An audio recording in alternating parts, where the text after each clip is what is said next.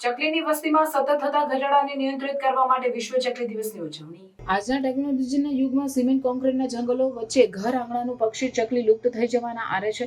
ત્યારે આવનારી પેઢી ચકલીને જોઈ શકે તે માટે ઘર આંગણાના પક્ષીઓના જતન અને સંવર્ધન માટેના પ્રયાસો અંગે લોકજાગૃતિ ફેલાવવા માટે વિશ્વ ચકલી દિન ઉજવાય છે. ત્યારે વિશ્વમાં ચકલીની વસ્તીમાં સતત થતા ઘટાડાને નિયંત્રિત કરવા માટે વિશ્વ ચકલી દિવસની ઉજવણી કરવામાં આવે છે. ચકલીના સંરક્ષણ માટે લોકોમાં જાગૃતિ લાવવી ખૂબ જ જરૂરી છે.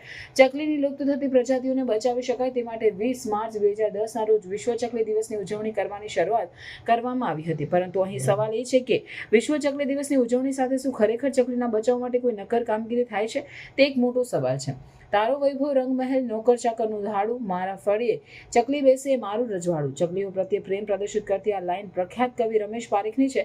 જ્યારે હાલ શહેરો તેમજ ગામોની અંદર પણ ચકલી ધીરે ધીરે લુપ્ત થતી જોવા મળી રહી છે.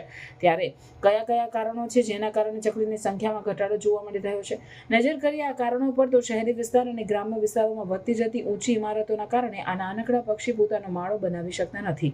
શહેરમાં ઘાસ, નાના છોડ, મહેંદી જેવી વેલ સહિતની વનસ્પતિઓ ઓછી જોવા મળે છે. પહેલાના સમયમાં અનાજના દાણાઓ પક્ષીને મળી રહેતા.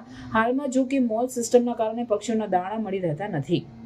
વધુ ઉત્પાદન મેળવવા માટે મોટા પાયે ખાતરનો ઉપયોગ કરવામાં આવી રહ્યો છે, જેના કારણે ચકલીઓના ખોરાક સમી જીવાતો ખૂબ જ ઓછા પ્રમાણમાં જોવા મળે છે. ત્યારે એક સમયે વિશ્વનું સૌથી સામાન્ય અને ટોળાબંધ જોવાતું આ નાનકડું પંખી આજે જીવન સંઘર્ષ માટે ઝઝૂમી રહ્યું છે અને કમનસીબે હારી રહ્યું છે. જો તેને બચાવવા માટે આપણે કંઈ નહીં કરીએ તો આ ચકલીઓ ખૂબ જ ઝડપી સદાને માટે લુપ્ત થઈ જશે. ચકલી ભલે કદમાં નાનું પંખી હોય, તેની વિશેષતાઓ ઘણી મોટી છે. ત્યારે સૌ જીવદયા પ્રેમીઓ દ્વારા પોતાના ઘર કે અગાસી ઉપર પક્ષીઓ માટે માળો બાંધવા એક પાણીનું કુંડો મૂકીને પક્ષીઓ માટે ઘર બનાવવા માટે સૌ સંકલ્પ કરવો જોઈએ. સ્ટોરી જયેન્દ્રસિંહ ઝાલા, લખતર.